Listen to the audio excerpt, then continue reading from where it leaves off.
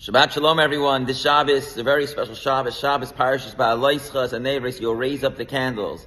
The word that the word that we focus on is the name of the Torah portion, and that is Behaalotecha. You will raise up the candles. And why is it called you'll raise up the candles? Talking about the menorah, when the proper terminology should have been ladlik et haneros, to light up the candles, like we make a blessing on Hanukkah. We don't say the Behaalotecha nerot shel Hanukkah. We say lahadlik ner shel Hanukkah. And so we say to light the candles, not to raise up the candles. What does it mean to raise up the candles? And practically, the high priest would light the menorah inside of the holy area.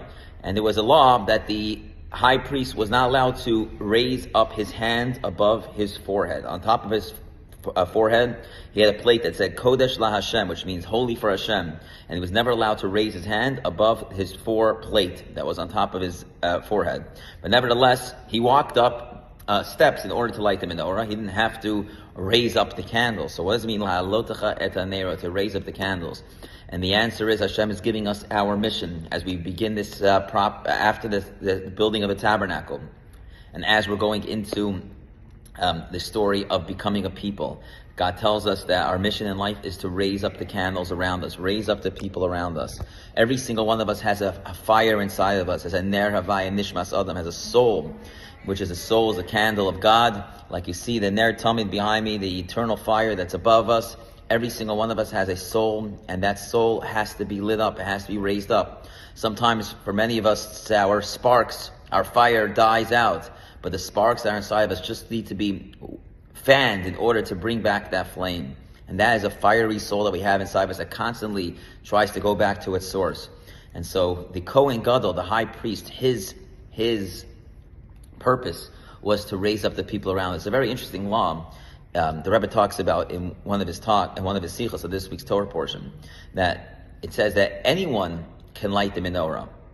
But the problem is that the menorah is in the holy area. And so anyone's allowed to light the menorah, but the access to the menorah is not available. So that's a little ridiculous. Like, you could say anyone can come to shul on a Wednesday, but the shul is going to be locked. You can't get inside.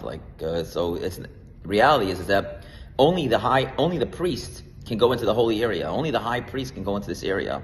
And so anyone can't go into that area because I can't go in. I'm not a priest or a high priest. And so what does it mean that anyone can light the menorah, but it has to be in the holies area of the section of the Holy Temple? And the Rebbe explains that not only is this in the practical sense, but also in the spiritual sense. Each one of us has the opportunity to light up another Jew. You don't have to be a rabbi. You don't have to be a Chabad rabbi. You don't have to be a shliach. You don't have to be a scholar. As the Rebbe would tell people, if you know Aleph, teach Aleph. You know Beis, teach Beis. Every one of us has something to share with someone else. The fact of the matter is that each one of us was touched in one way, and that could share that with somebody else. You know, put on tefillin, tell your colleague to put on tefillin.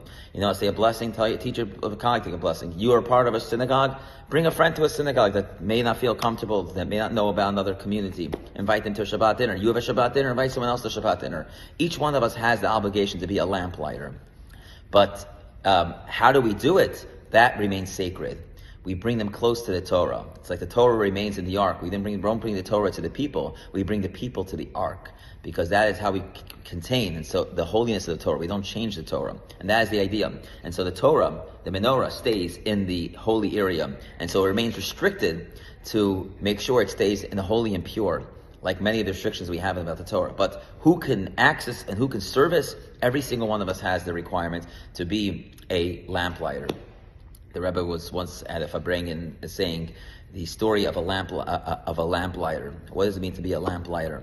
He says in the olden days, before they had FP&L, they didn't have a light in every single block. There was one person that would go every single night, and he would light up the streets. And that is our mission. Our mission is to be a lamplighter to the world, to give our light to the world, to be a shining force, to bring holiness and spirituality. If we do that, then even though it's a world of darkness, a world of anti-Semitism, a world of challenge, it's also a world which appreciates light. Light always goes above darkness, and that is the message of this week's parsha. And so let's make sure that we're lamplighters. We'll make sure we stand up and be proud of our country, be proud of Israel, be proud of our soldiers, be proud of our Judaism, and the rest of the world will ultimately see the light. Shabbat Shalom.